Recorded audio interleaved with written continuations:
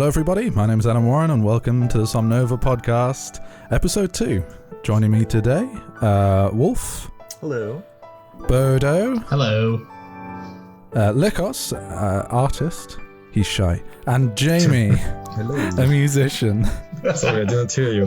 That's alright, thanks for joining me guys. Today we're going to talk about the demo that we released in January 2018, how it was to produce that demo, but primarily the response to the demo and what we've done since, because it's been a really interesting time, frankly. We've made a lot of changes. And I mean, you can tell because the demo had, 9 scenes in it, I think? Or was it 8? It was 9 in the end because we tacked on one right in the end just about a week before release. You know, as you do.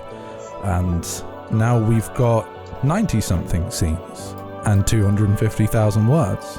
So quite a lot has changed. 250,000 plus. Yeah. It's pretty balmy. So I think we want to start off with some of the responses we got to the demo, because it had its problems. Everyone on the team would readily admit to that. Yeah. And there are lots of different reasons why it had its problems. We'll talk about some of those today. But mainly we want to focus on how we fix them, because that's much more important.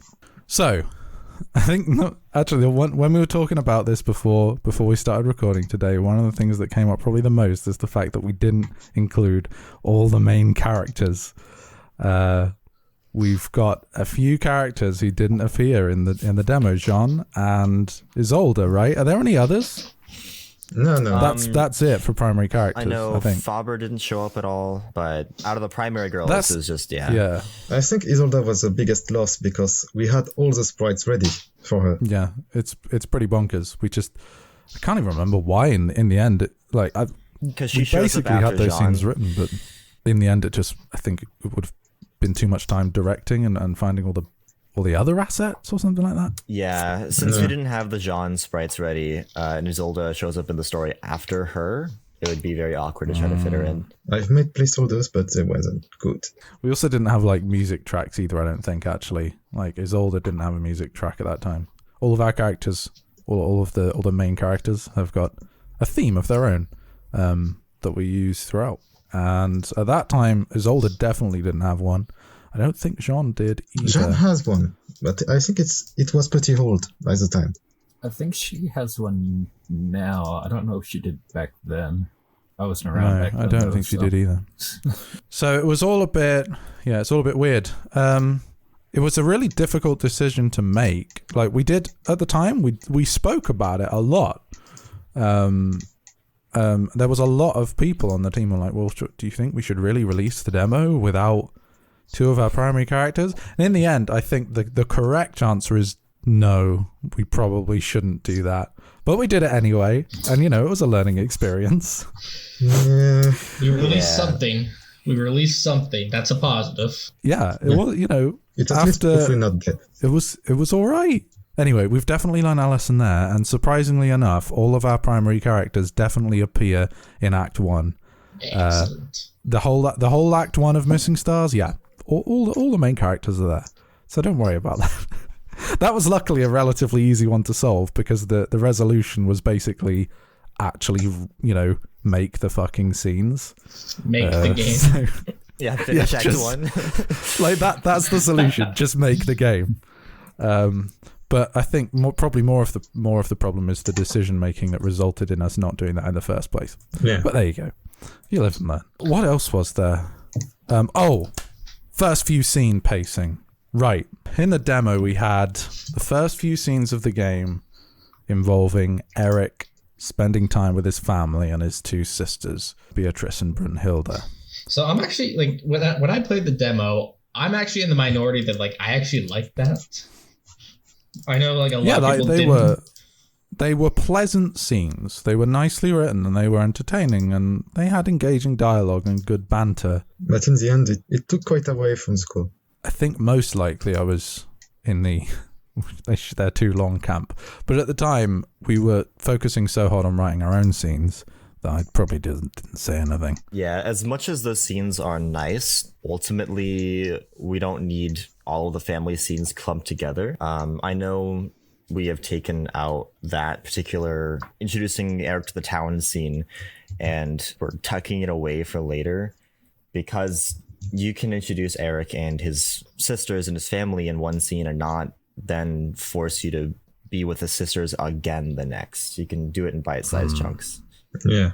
Like there was we included them in the first place for a good reason. We want to establish Eric as an actual character of his own, and I think those are pretty, sensible goals to have. But we went about it in the wrong way, and that was made clear to us in the response we got to Act 1. One of its biggest criticisms was that it was very slow to get started. Multiple reviews that I read at the time said that once we finally got to introducing our actual primary cast, everything picked up and it became a much more enjoyable read. But yeah, the first few scenes, yeah. So we've, in response to that, basically rewritten those first few scenes of the game. And I mean, all the 9 scenes that were in the demo have all been touched in some way or another. Some of them have been really heavily edited. I think the catcher scene right at the end has been changed quite a lot, mainly because the writer changed. But the first 2 or 3 scenes especially, total overhaul, and one of them is basically gone completely.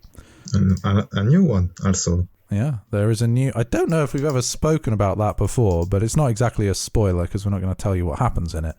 But there is an entirely new scene right at the start of the game to set the scene in a much more effective and quicker way that gets the whole thing kicked off. Not exactly more fun, interestingly. Yeah. Yeah, fun isn't the word.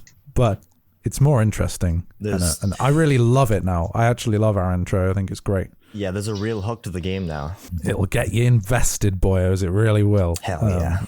Definitely worthwhile doing that. And like, rewrites are kind of the bane of Missing Star's existence. Rewrites are the reason it's taken so bloody long to come out. So it's kind of ironic that even after actually finally releasing something, we end up doing rewrites. But they were necessary and well worth it. And it's also fair to point out that like the demo that was released was not the accumulation of 7 years. Yeah, like we can't stress that enough, I don't think. Missing Stars has been in production since like mid-2012, but everything was rebooted around the middle of 2016. Every time you change writers, it's... Yeah, pretty much. Yeah. Like everything changed. So... try to think of, I know it's, we don't want to shirk away from the fact that we've been working on this bloody thing for 7 years, and maybe we should have got something out the door before this, but try to think of the demo as about 2 years of work. And similarly, Act 1, I think that goes to show that when we don't have to do rewrite after rewrite after rewrite because people keep bloody leaving, we can actually get shit done. Because since that demo, we've added, we've now got 10 times the number of scenes and just a huge amount of words for you to read, which is kind of bonkers. In the same amount of time as it took us to make the demo, actually. So efficiency. Not bad going. Yeah. How about that? We're learning. Hey, in another 2 years' time, we will have written 2.5 million words if we keep going at this pace. So look forward to that. Yeah, the epic of Missing Stars. Don't make promises you may regret later. We are not going to write 2.5 million words. I think I can make that promise pretty safely. That's not happening. Bet. That'd be very silly. That's half a week worth to read. I don't believe that anybody's writing could be good enough to read 2.5 million words of it, let alone mine. Maybe some of the other Missing Stars writers. Please, but, you're really good. Come on, don't shit on yourself. I would read 2.5 million words of each of your writings. Yes, same. That's adorable. Don't we all this is just one big hug box and I love it. Hot box? Nah, hug box. Hell yeah. Fuck yeah. I do not like a fiction. I mean, I'll take both, but we should do that sometime. Somnova Hotbox. No. Okay, we're cutting that out. You've lost yourselves. Come to Canada, it's legal. Right. So, those scenes, one of them is basically gone. The others have changed massively, and we've added something new to make it all make a hell of a lot more sense. So, look forward to that. The opening now isn't boring as fuck. How about that? It was never boring as fuck, but you know what I mean. It's much better pace. Much better paced. Pacing was actually throughout it wasn't just the beginning. It was like pacing was an issue. Yeah, we heard that loud and clear. I mean, it doesn't help that you guys got a lot of attention from 4chan, which it's never going to be good if it's from 4chan. Yeah, we had more attention than we expected. Yeah, it was a bit surprising to have attention, but at least it's not bad. No. The whole thing exists because of 4chan. That's where KS got started, and I think Missing Stars as well, like very early days, or was that from a forum or something? I don't know. That was the KS forums more than the 4chan itself. But it still gets mentioned there in KS general threads occasionally, and it's interesting more than anything else, I think. But these days we don't tend to pay that much attention to it. I don't have time for it, to be honest.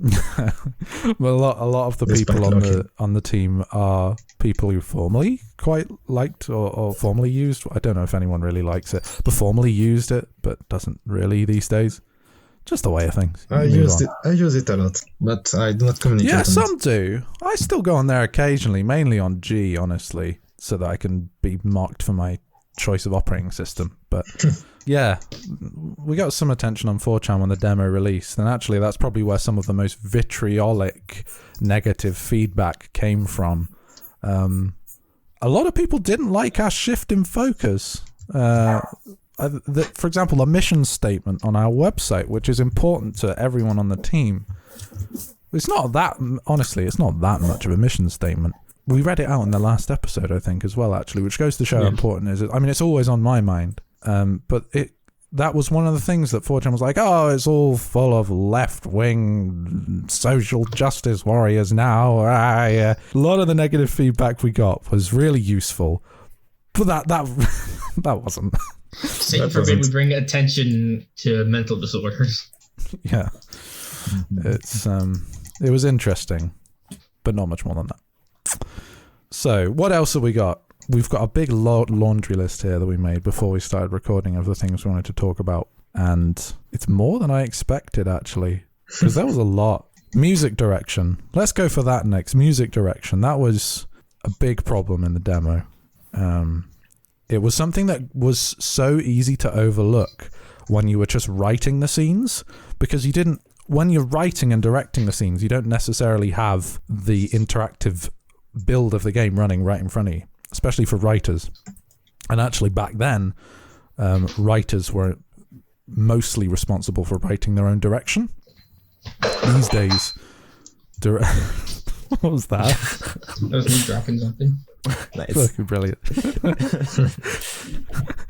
These days, scene direction is mostly done by people on the programming team, who have access to a working in development build of the game, so they can see the changes they make in real time. They have actual visual and audio feedback, so it's much easier to get that right. Yeah. But back when we were producing the demo, writers did their own direction and didn't always do a good job. Not really for any fault of their own, just because it's damn hard to do when you don't have it in front of you to see what the changes you're making actually look and feel like. Especially with the workload writers already have in like the field of visual novels. It means that they have to, storyboard everything, concept everything, and then write the scenes themselves and then do the direction after that. Yeah. Sprite direction in general was okay, not brilliant. We still had our problems that we needed to resolve. But music direction, massively overlooked. And actually, about 2 days before we released the demo, Astartes, our sound lead, played through the current build, which was, it was a release candidate. It was something that could eventually, if the issues hadn't been picked up, been actually released. And realized that music direction was basically totally broken. Large parts of the demo had no music playing whatsoever, for no reason either. Not like, there are reasons where in a VN you might want not to have any music playing for short periods of time. For narrative reasons, it can work. But this was totally just because people had forgotten to put music direction in. So me and him, and maybe a couple of other people, jumped in a call at about 3 a.m. to try and put in some sensible music direction as quickly as we could at the last minute. And well, we just didn't have time to fix up everything. But the most glaring issues, luckily, we fixed them up right at the end before release. And I'm talking about 24 hours before the download links went up. But it wasn't a fun time, and that's something that we learned from in a really big way. Astartes wrote a nice essay for us, especially for the writers to read through, and it was Educational, shall we say. Not something we could easily ignore in the future. Because that was... he wasn't a very happy boy, and I really can't blame him, because he'd put so much work into producing some fantastic music tracks for us, and they'd been so misused. We hadn't valued them properly at all. And I suppose actually valuing the work your colleagues do is something we've learned there as well. Yeah, that's a big one. If I recall, some of the tracks were even outdated or work in progress. That's totally true, actually, yeah. Some of the tracks that had been called for by writers that eventually had to appear in the demo because we didn't have time to replace them were sort of work in progress tracks that were never meant to be used. And one really weird thing happened where one of the tracks is called Be Violet. There are like 3 different, very subtly different versions of that in the demo, and possibly still in Act 1, just because actually now it's fine. It's not really an issue. I think it's fixed. But there weren't meant to be 3 versions of Be Violet in the game. The writer that directed those scenes misconstrued like optional work in progress versions as 3 separate music tracks. But the biggest takeaway was paying attention to the really good work that the other asset producing departments do, and not just taking them for granted. Like, it really clearly stung Astartes that we'd kind of snubbed his music, and that's entirely fair enough because it's such an important part of the damn experience. Mm-hmm. So for us to have misused it as we had as writers was such a silly mistake to make. I was kind of embarrassed about it because I'd made the mistake myself as well. So when that came out that was such a big issue, it was embarrassing. But I think we've learned from that pretty well. And actually the technical direction issues we had didn't seem to get noticed that much in reactions to the demo. But we definitely knew about it internally, so that's what matters. As far as music goes on bad comments, it was mostly Lina's theme that wasn't received well. Big Bad Wolf, that's that sort of slamming MIDI overdriven guitar sound. Oh shit! Which it's a banger of a track on its own, but it didn't fit in at all, and should have been obvious. But we just didn't have. That was another one of those things where in the end we were right up against. We were really against the clock in the last few days before January 6th. Someone else before we started recording told me actually January 6th was a date that had already been delayed once, but I don't remember that. So who was it that said that? Was that Lycos? Yeah. When was it meant to originally come out? Because I don't remember that at all. I don't know. I think it was the day before. But right. So it wasn't a huge delay. Yeah, we had like some issue with the file before release. I know that the installer didn't work at all for a little bit. That was fun. And eventually the release was still broken in the end. Yeah, it was a little bit. Right on it. I think if you tried to download the installer, you probably get this big horrible security error thing. It'll still work, but you have to sort of find some really hard to find menu option to allow it. So that was a bit of a bummer. We're not going to make that mistake again either. We're either going to have a working installer or not have an installer at all. I'm not totally sure which yet, but either way, it won't be a buggy mess. Yeah. There were so many problems we had in the last few days before release that I don't think we could possibly talk about them all. But there's a lot of positives. There are a lot of positives. We can't lie. I mean, for starters, we actually released the thing, which after so many years of trying and failing and constantly being stalled and having to reboot it like so many flipping times. Yeah. The fact that we finally goddamn got something out the door, even if it wasn't as perfect as we'd like it to be. You did it. Yeah, getting a release out there is really important. Honestly, without the demo, getting our Act 1 in the state it is now would have been much harder. Getting a demo out means we learned a lot from it, and we got to have a little bit of a taste for what it's like to have our stuff public after 7 years. Not to mention you could take the feedback that you got from everybody else and use it to improve. Mm. After working in what is sort of like an echo chamber for 5 years on something like that demo, it can totally disconnect you from what the reaction is actually going to be like when it finally goes public. In the end, I don't think what we expected as a reaction was that far off what we got, because we knew it had some issues. Yeah. But there were definitely some reactions that we weren't expecting. And so it's like we are all definitely very glad that we released when we did and in the state we did, because we've been able to learn so much from it. It would have been nice if the demo had been more polished, and it would have been really nice if we'd had all of our main characters in it. But at the end of the day, everything we've learned will make Act 1 that much better. It leads up to this moment in time.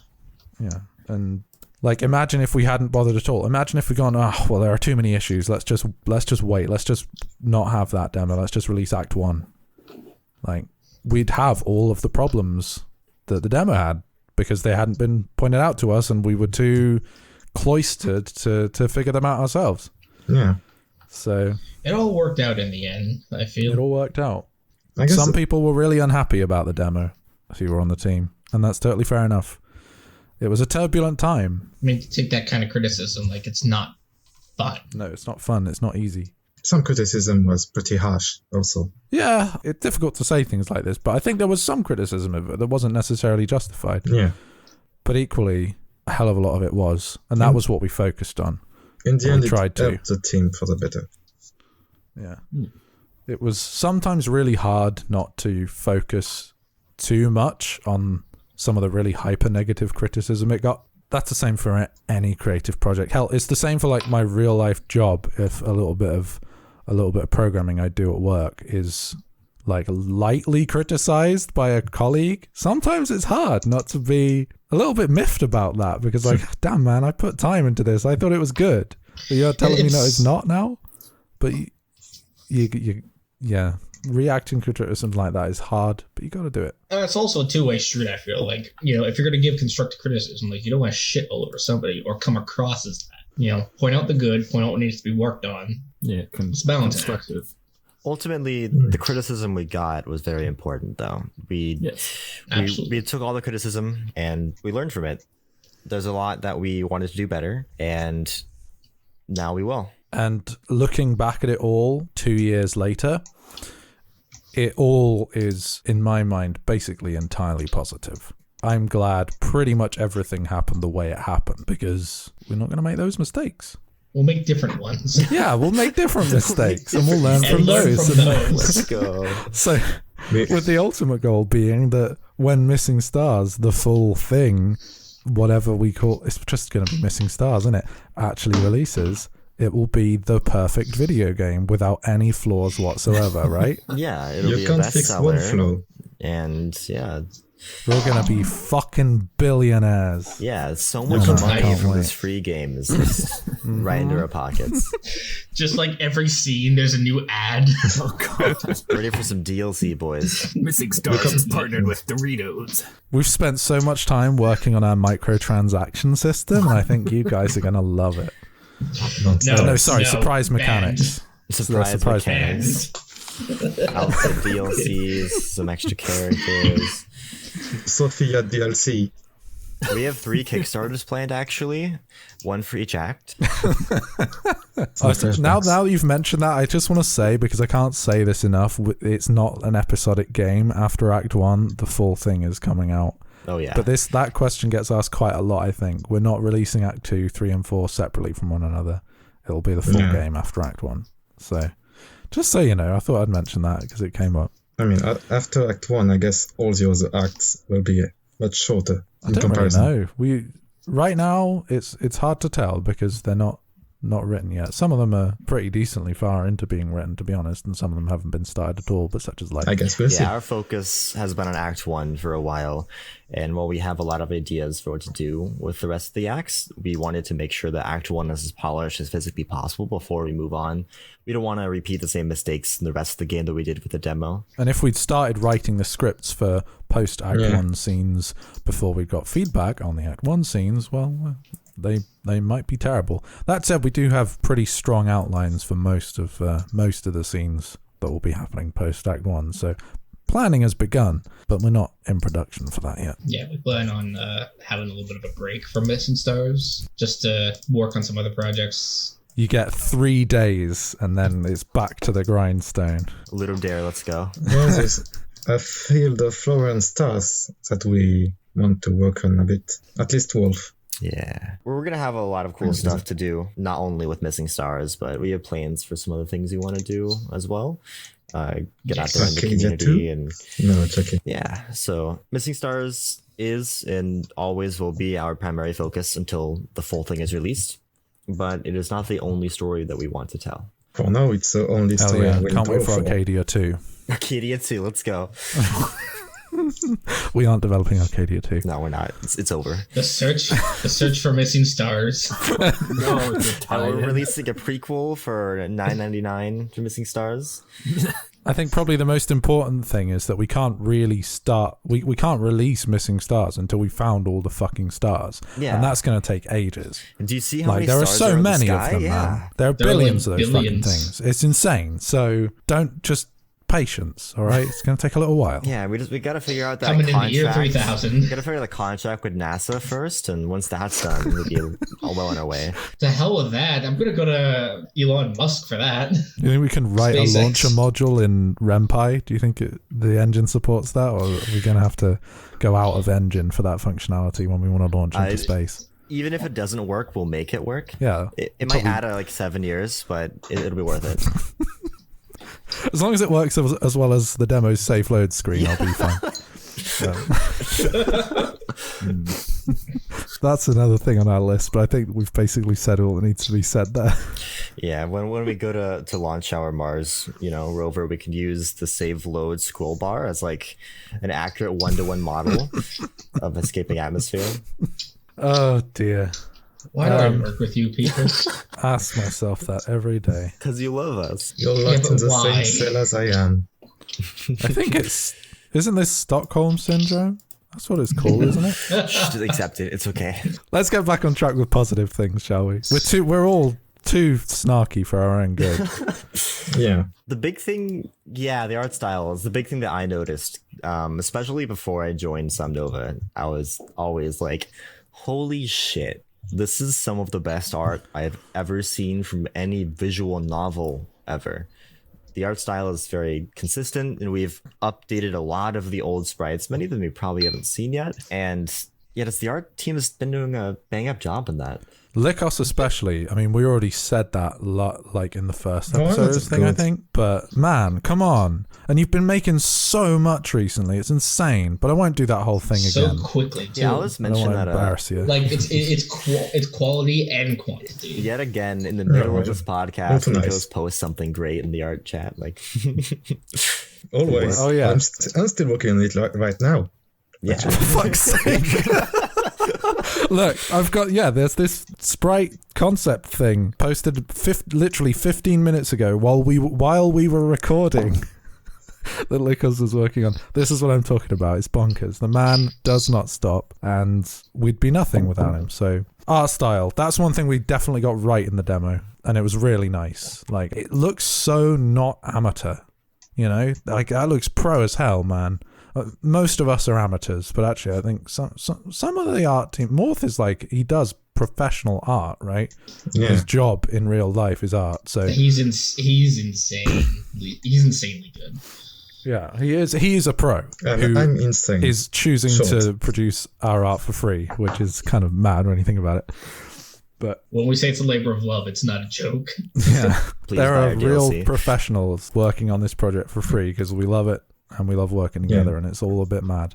For me, it's mostly for fun. And it shows You could them. be a pro, man. You could totally be a Yeah. pro. Don't be giving me any of Oh, that. I'll be opening a Patreon soon.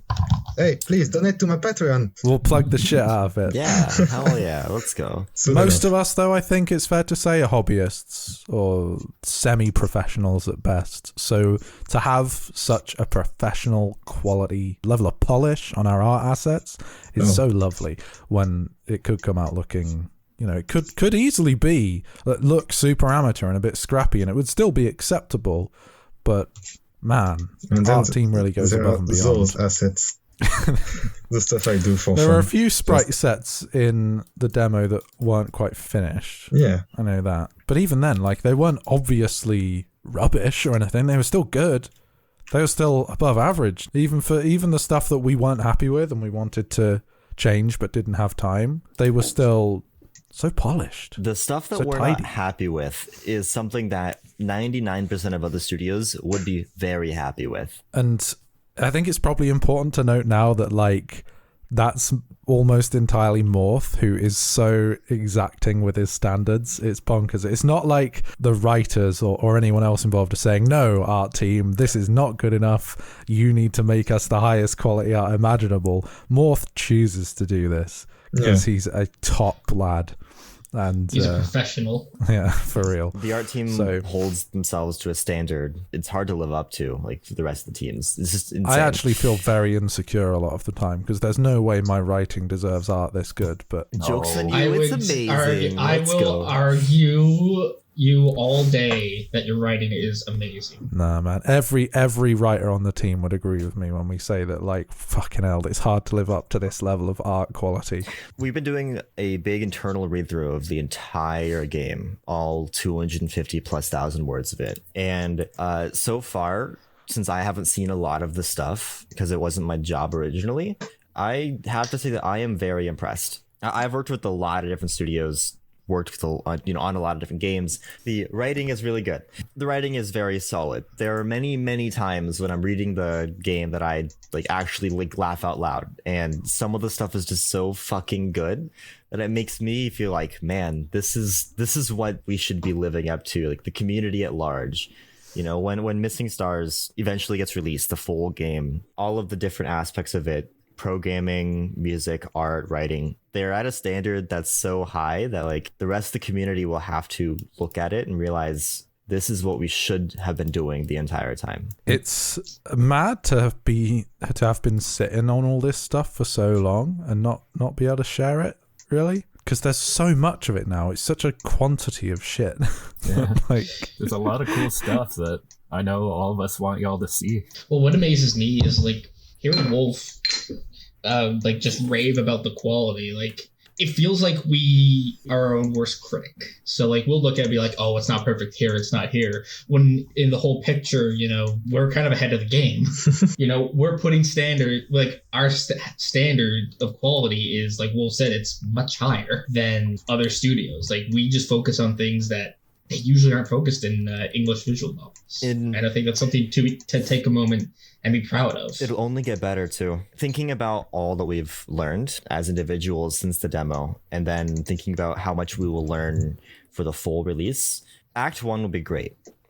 But the full game will be even better because we will see all the critique and we'll see all the writing. And, you know, every creative person will look at their creative work a year ago or 2 years ago or 3 years ago and be like, oh, that wasn't that good, even if it was amazing.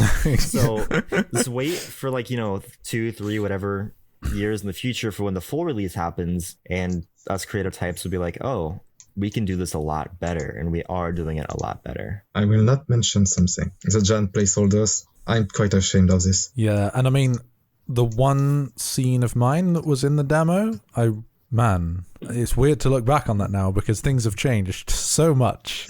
My writing style's changed quite a lot since then. The actual way I write on a practical level has changed a lot. I was so slow back then. The scene of mine that's in the demo is like 2,000 words, and it took me so long to write that, and that I bashed that out in like a few hours now, probs. It's changed on an insane level. Again, I don't think I can stress enough the fact that we produced a 9-scene demo in 2 years, and in 2 years since then, we've got 10 times that number of scenes. 250,000 words. It's bonkers. Things have changed so quickly. And it is all thanks to the fact that we actually released that sodding demo and got some feedback and realized how to make things better. I'll mention real quick that one of my favorite parts of the game are the characters themselves, which, yeah, for a character-driven story, it makes sense, but the characters feel like their own characters. They pass the paper bag test, and the characters are the highlights of each scene, and the way they interact with each other is really, really fun. What's the paper bag? Should I, as a writer, know what the paper bag test is? So the paper bag test, just to really quickly summarize, is so I guess in a Ren'Py script, you have all the character tags and stuff. Imagine removing all the tags for all the characters and then reading the script and still being able to tell who is speaking. Characters that pass the paper bag test are unique enough that you could tell it was them even if you weren't told it was them. Oh, so is it like you've put a bag on your head so you can't see who's talking? You can only tell by the way they talk? Is that where it comes from? Yeah. Okay. Yeah. I'm glad, and I feel just the same way, actually. Our character dialogue and writing is generally really, really strong. We have such distinct characters, and I can't wait for them to spark endless waifu wars when we actually release Act 1. It's bad enough now when you've had, about 2 hours worth of writing to make your decision. Iron best girl, don't at me. She is a filthy little goblin, and that is not a valid perspective. No, I will fight that. Yeah, we talked about the writing and the art a lot, so let's talk about the music for a little bit. The direction, as we said, didn't do it justice, and I don't know if I can say how many tracks we have, but we have a very healthy amount of tracks for Act 1. Hey, Bodo, your PR lead, can we announce how many music tracks we've got now? That's up to Astartes. Oh, so bummer. for now, I'll just say that we have enough tracks that the tracks will sound refreshing whenever you hear them, but it won't be a different track every time. We like our motifs a lot, so all the tracks will fit their scenes really well, and you won't get inundated with new shit every single scene. You will hear really good tracks and then really good ambience and sound effects, and the sound design itself of the game is very nice. It's on Astartes too. Stardust did a good that job. That all came about from actually listening to the feedback we got from the demo. Yeah, okay, so maybe we can't put a specific number on how many music tracks we've got, but certainly we've added a lot of them. Production there, especially over the last couple of months, has been pretty insanely high paced. Hold on, Jamie is here. Jamie's one of the musicians. Talk to us about music, man. What you been working on? Music. Well, yes, music. Thank you. All right, that's good. Moving on. Well, no, we've been working on some of the background characters, themes, some incidental tracks. Astartes has been helping a lot with re-instrumentalization, if that's a word. I think that's the word. My plugins long ass are word, shit. but I think that's the one. But I don't know if I can really delve into specifics. Probably not, but I think the point is shit's getting done. Yeah. And it's getting done well. Oh, yeah. Astartes is really on top of making the music sound consistent as well. Have you noticed that we're really big on consistency? Like consistent art style, consistent character voices, consistent music sound. I think it's important for a new project, to be honest. Yeah. It's easy to forget because you think, okay, well I've got three composers working on my game or whatever, I can just pump out some tracks and we'll stick them in the game. But that's not how it works, because if you got 3 different musicians working on something, it's going to sound different, and not just because of the way they compose, but the tools they use to compose and the instruments they've got at their disposal. Mm-hmm. I've seen a lot of conversation between Astartes and yourself, Jamie, recently about making sure the instrumentalization all sort of matches up and makes sense. Yeah. So each of our music tracks sounds like it's coming from one source, when actually a lot of different composers have contributed to this project. Yeah, but I know. Hopefully you won't be able to notice. I'm part of the chat with Paul and Astartes. Paul is one of the musicians we brought on to help make sure we can hit our deadline for music tracks, and just being able to read the conversation between the two of them and them like iterate and reiterate on the tracks they have to make sure, absolutely certain that they fit together. Yeah, I was going to mention Watercrest has been helping us with music. Hey. Yeah, we brought a few musicians over. Paul has been doing a lot of good work from what I've seen. Paul is one of Watercrest's music directors, so getting to see the director for music at Watercrest and the lead for music here at Somnova work together is like super exciting for me. The HUD team needs some hands too, but yeah, I can mark. Yeah, we're definitely we're hitting our deadlines, but we always could use more hands on deck for certain parts. So if anyone wants to apply to our team applications chat, feel free. It's on the Discord. Yeah. We should Do plug it. that every chance we get, actually. Yeah, for sure. Team Applications channel in Discord. Join us and make a good game. I always kind of feel weird about calling visual novels games. Because whenever I've explained what a visual novel is to someone who doesn't know what they are, they're like, that doesn't sound very much like a video game. That is a topic that we will probably have on a future English visual novel related podcast. How about that? Yeah. That's a spoiler right there. Yeah, I approve. there is a lot of post Act 1 podcast ideas that we are going to be following through with, so look forward to that too. To wrap up the more specific conversations on assets and stuff, we talked about music, art, and writing. One of the important things is that we want all of them to match the universe theme. So the music having a lot of waltz inspiration, and the art having a lot more of Western influence, and the writing just writing in European or continental English, I think is what it's called. It's like we're doing a lot of little touches that we want to make sure all wrap together cohesively. One of the things we're checking for in these final read-throughs is making sure that we're consistent in our language. We've got a banger of a style guide. We write strictly in British English, so it's like gives it that European vibe. Yeah. Britain may not really be Europe for very much longer, but damn it, it gives the right illusion. Really, we should be writing in German or French or something, but Yeah, we could just fire all the writers and bring on some German writers instead. The full game is actually going to... I don't think we've ever really made this clear, but the full release for Missing Stars is going to be entirely in German. We just haven't had the resource. Yeah. So look forward to that. Yeah, we're just testing out what it's like to write in English, and then we'll make sure to fire anyone that's not I don't think Germanic. I like it very much. English kind of Yeah. sucks as a language, let's be honest. Yeah, so Let's for make it anyone in that's not French. Germanic or French, yeah, we'll just... Your time is ticking. Remember that. That sounded like a threat. So, yeah, we're really gunning for consistency this time round. That was a big takeaway. And doing a big old read-through like we are now of...